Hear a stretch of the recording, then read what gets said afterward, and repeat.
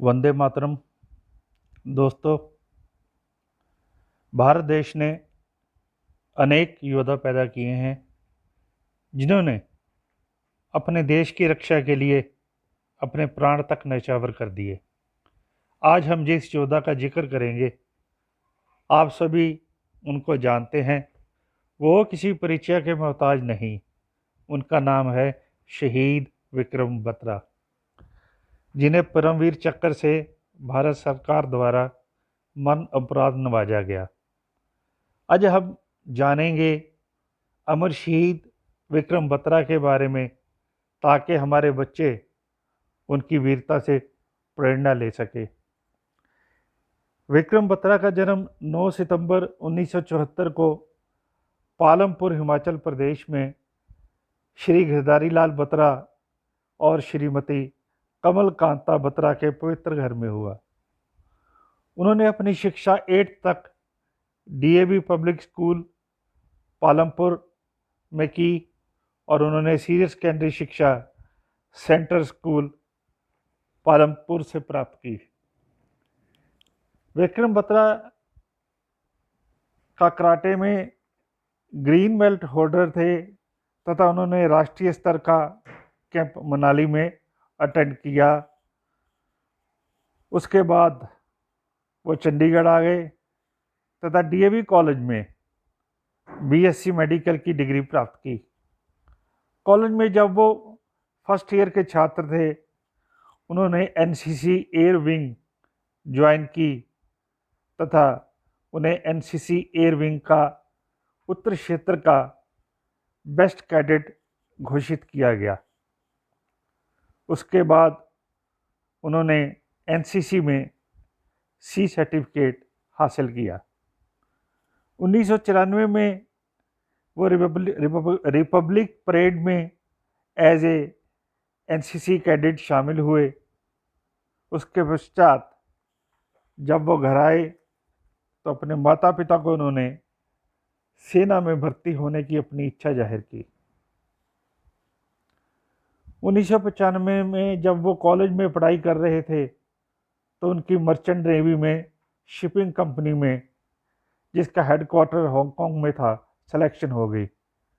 लेकिन बाद में उन्होंने अपना माइंड बदल लिया तथा वो जॉब नहीं ज्वाइन की, क्योंकि किस्मत में कुछ और ही लिखा था। उसी साल उन्होंने अपनी ग्रेजुएशन की डिग्री कंप्लीट कर ली, जो कि बीएससी मेडिकल थी। 1995 के पश्चात उन्होंने MA English evening class Punjab university में दाखिला लिया, ताकि वो कंबाइंड डिफेंस सर्विस की तैयारी कर सके और सुबह वो पार्ट टाइम किसी ट्रैवलिंग एजेंसी में ब्रांच मैनेजर की जॉब उन्होंने ज्वाइन कर ली। 1996 में उन्होंने सीडीएस एग्जामिनेशन पास किया तथा स्टाफ सिलेक्शन बोर्ड इलाहाबाद में सेलेक्ट हो गए।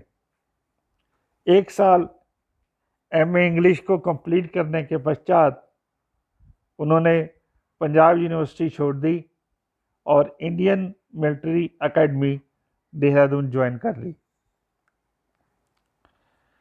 श्री विक्रम बत्रा ने इंडियन मिलिट्री एकेडमी देहरादून जून 1996 में मानेकशॉ बटालियन में ज्वाइन की।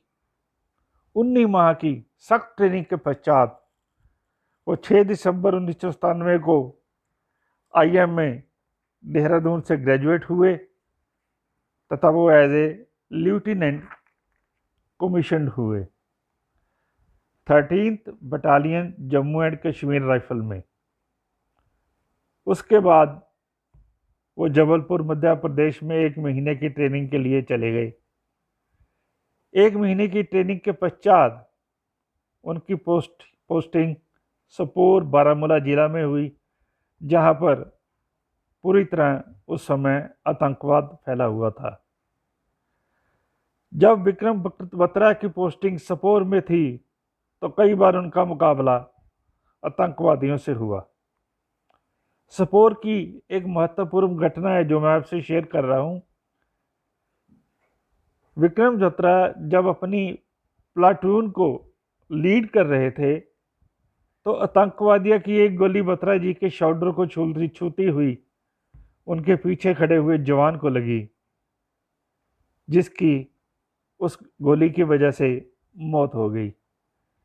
विक्रम बत्रा ने उसी समय अपने जवानों को ऑर्डर दिया कि आतंकियों को पकड़ लो और सुबह होने तक सभी आतंकवादियों को मार गिराया। बत्रा जी फिर भी उदास हो गए, क्योंकि उनका मानना था कि वो गोली मेरे लिए बनी थी, लेकिन लग गई उनके पीछे खड़े जवान को, जिसके कारण उसकी मौत हो गई। ये बात फ़ोन पर उन्होंने अपनी बड़ी बहन को बताई थी। जब भी वो अपने घर पालमपुर छुट्टियों पर आते थे तो न्यूगल कैफ़े कॉफ़ी पीने जरूर जाते थे।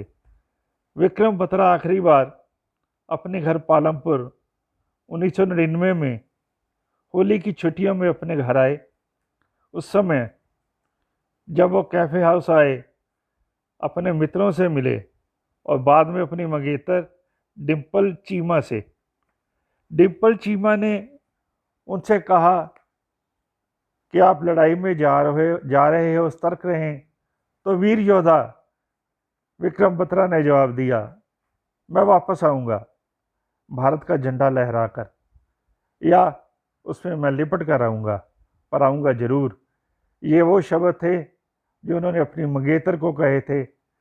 ऐसी कुर्बानी का जज्बा था शेर दिल विक्रम बत्रा में। छुट्टियों के पश्चात वो ड्यूटी के लिए सपोर्ट चले गए। तभी कारगिल का युद्ध छिड़ गया और उनकी बटालियन को द्रास जम्मू और कश्मीर जाना पड़ा।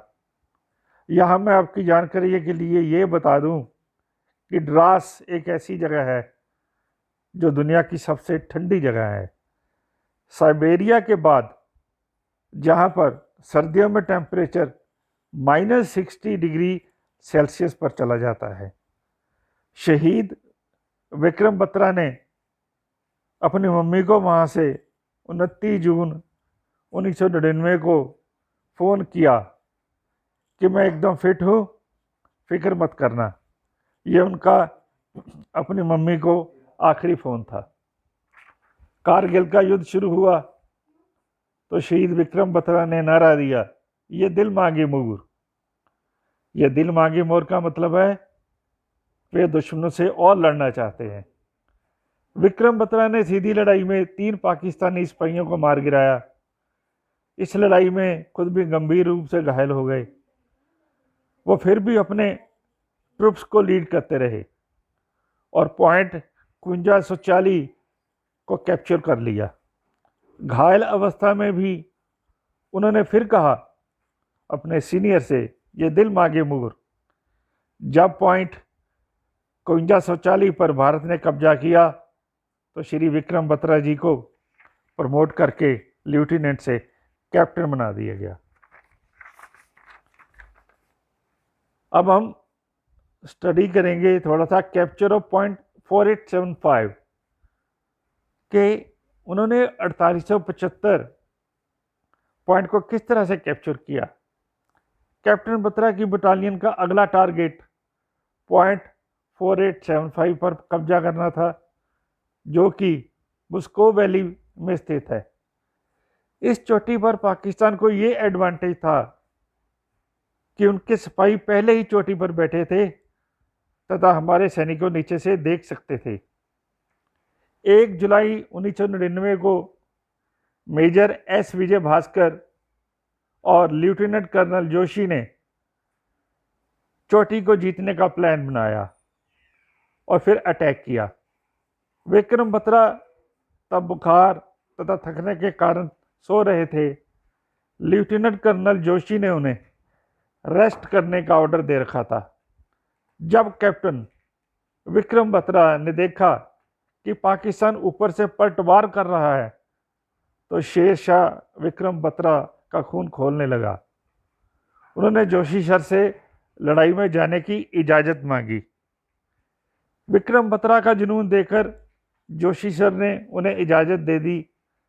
जब उनकी बटालियन को ये खबर आई कि विक्रम बत्रा भी लड़ाई में आ रहे हैं तो वो जोश से भर गए पाकिस्तान सेना को भी पता चल गया कि विक्रम बत्रा जी आ रहे हैं, तो वो सहम गए, क्योंकि विक्रम बत्रा की शेर दली को वो पहले से ही जानते थे। इसलिए उनका नाम शेर शाह पड़ गया था, क्योंकि वो दुश्मनों पर शेर की तरह झपटते थे।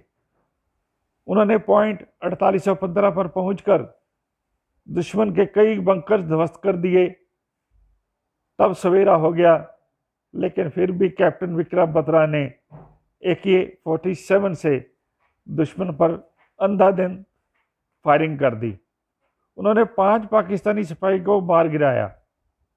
वो एक पाकिस्तानी सिपाही से भिड़ गए तथा उसके नाक पर पंच मारा। जैसे ही वो गिर गए, उसके पेट पर घूंसा मारा और छुरा मारा, जो बंदूक के पीछे लगा होता है। इस अटैक में उन्होंने पाकिस्तान के 7 सैनिक मार गिराए, लेकिन इससे पाकिस्तान के छक्के छूट गए। लेकिन एक भारतीय सैनिक को बचाते हुए विक्रम बत्रा बड़े साहस से आगे आए, तथा इतने में दुश्मन की एक गोली उनकी छाती पर लगी। वो फिर भी लड़ते रहे। फिर दुश्मन की गोली का छर्रा उनके सिर पर लगा, जिससे हमारा विक्रम बत्रा 7 जुलाई 1999 को देश की आन बान शान के लिए शहीद हो गया।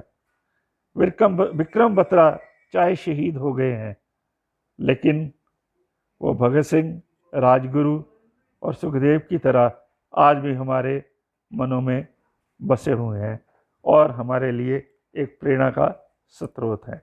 वंदे मातरम। मेरी वीडियो पसंद आई हो तो कृपया लाइक कर दें या शेयर कर दें या मेरे चैनल को सब्सक्राइब करें। धन्यवाद।